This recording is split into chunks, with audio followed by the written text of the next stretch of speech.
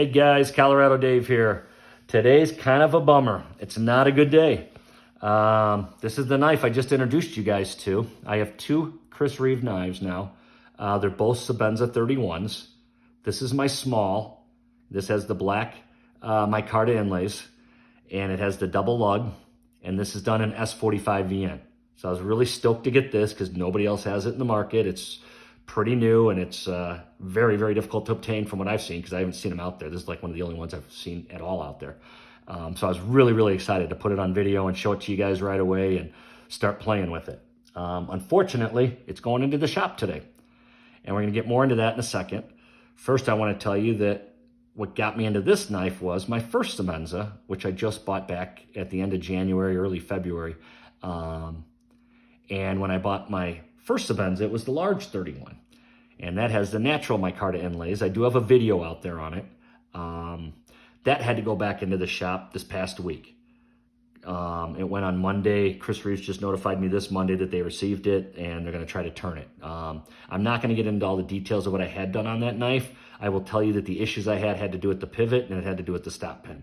And being too tight, and the detent being so tight that you couldn't open the knife if you screwed the pivot down all the way. Bottom line, that's the main gist of it.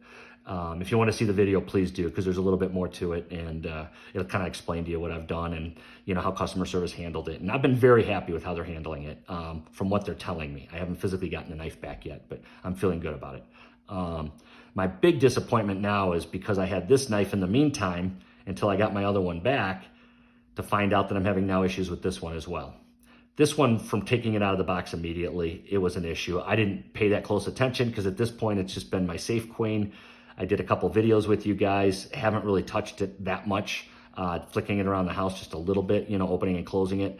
I made a couple comments about the lanyard just because from opening and closing it, it kind of breaks off, but whatever. That's not super important, kind of a dumb move on Chris Reeve's part, as the lanyard definitely doesn't work on this knife because the blade hits it. I'm leaving it on there till it falls off on its own. We'll see what happens, but I'm not a lanyard guy, so it really doesn't matter that much. I'd take it off eventually anyway. So the lanyard's not a big deal. The lanyard hole is not a big deal. I knew that before I bought the knife. Doesn't matter at all to me. What does matter to me, though, is the fact that I'm running into another issue with the stop pin.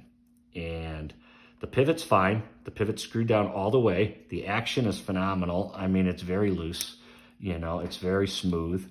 So there's no issues with that whatsoever. If you want to flick it, you can flick it pretty easy. My large one, it took me a month and a half to try to flick it because it was so tight. So obviously there's some issues with that one being too tight. I have a feeling with this one, it's the exact opposite. I think with this stop pin bushing, I think what the issue is, if you don't understand it, it's got kind of the way it's set up, it has to be milled exactly to the right tolerance to be the right width, so that when you screw this down 100%, that blade has the right tolerance to come out at just the right amount of pressure, okay?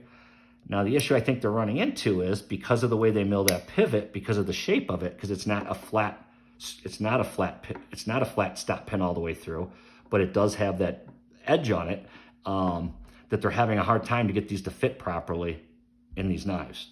I believe the first one, I know was way too tight. Meaning that I couldn't even tighten up the pivot, but like 3/4 without the knife not being able to open. This one's like the exact opposite.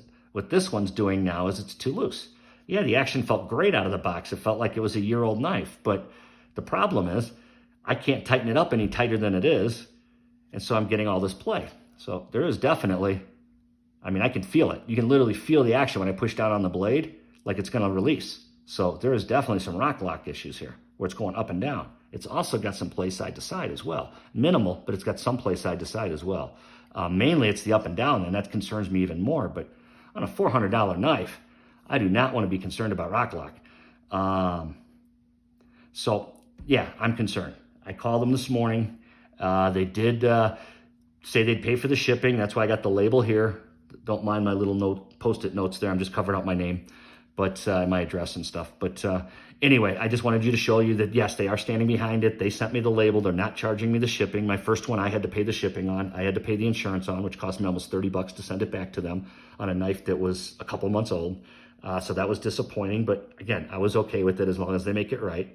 Now that I'm doing it a second time, I didn't have to even mention to them about shipping. They offered to ship this one. They said, oh no, we'll send you a label. So I did ask them. I said, well, why didn't you send me a label on the first one? And they said because I had actually held on to it already for a couple of months because I was trying to break it in, thinking it was just going to loosen up. That was the first Chris Reeve Knives I'd ever owned. And so I just thought it needed to loosen up. I didn't know any better. It had a real nice hydraulic-y feel. As long as I didn't tighten that pivot up all the way, it still worked well.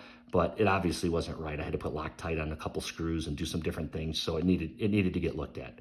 But anyway, I asked her, the woman on the phone, Carla? Is it Carla? I'm sorry, Carla. I think it's Carla. She was super, super nice. The customer service over there is phenomenal. They're very nice people, and they're patient with me, and I was patient with them, and they're good people. I can tell they're definitely good people. So by no means am I trying to, sound like, I'm not a believer in the company. I believe they can make it right. I do believe that, once in a while you're going to get a hiccup. I just probably got 2 of them and it was just bad luck. I'm not trying to read into it any more than that.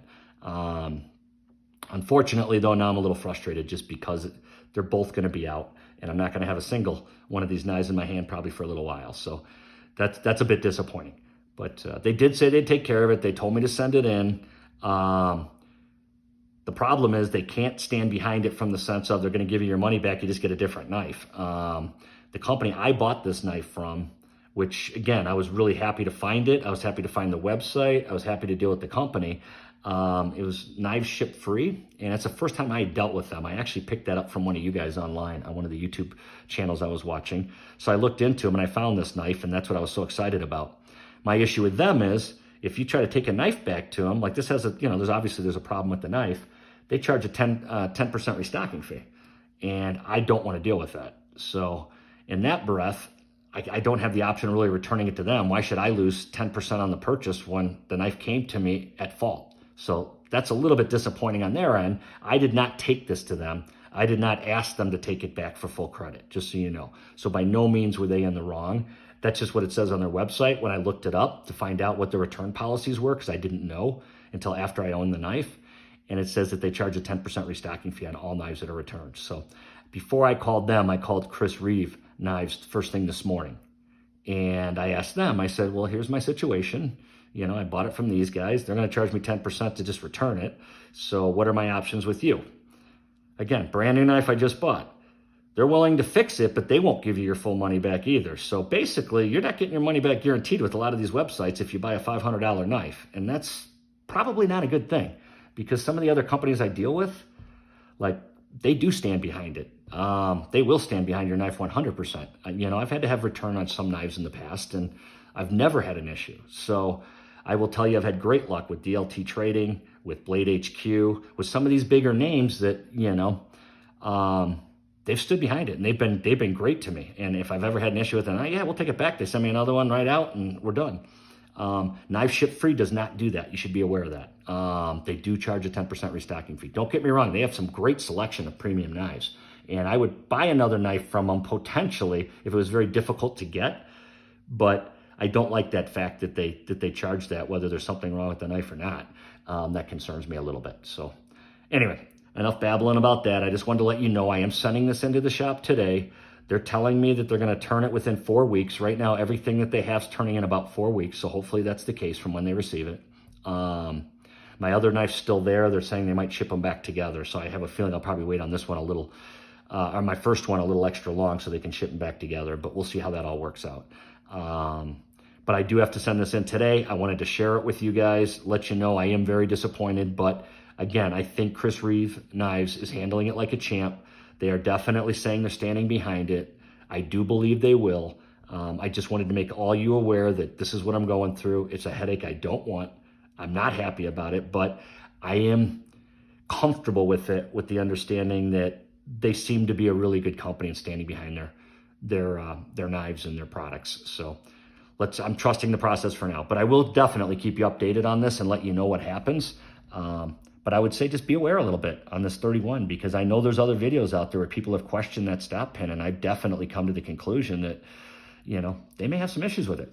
And it's unfortunate, but it's it may be something they have to look at, or maybe it's a design flaw. I don't know, but I'm not that smart on knives. I'm just sharing the little bit I have with you guys. I'm sure some of you could, tell me more. If you know more, please share it with me. I'd love to get the insight, because this is a company I really, really want to love. And I am so stoked to have gotten my first knife from them, earlier this year, only to kind of have a little bit of this disappointment. But I had to share it with you. I do have confidence they'll fix it. That's all I got for now. I will give you an update as I learn more. Thank you guys for listening and putting up with my battle. We'll talk to you later. Signing off.